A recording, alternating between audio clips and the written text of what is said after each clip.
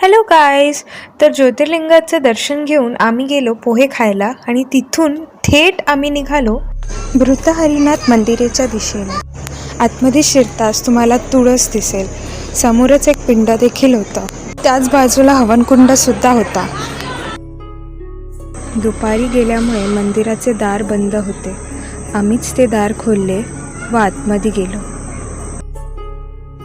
मंदिराचा द्वार खूप छोटा होता, त्यामुळे आतमध्ये वाकून जायला लागत होतं.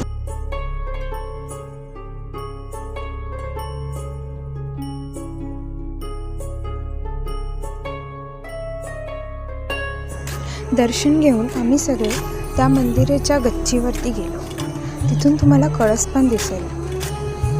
त्यानंतर आम्ही सगळे निघालो पुढच्या प्रवासासाठी. इथे तुम्हाला बकऱ्या, गाय अशाच सोडलेल्या दिसतात.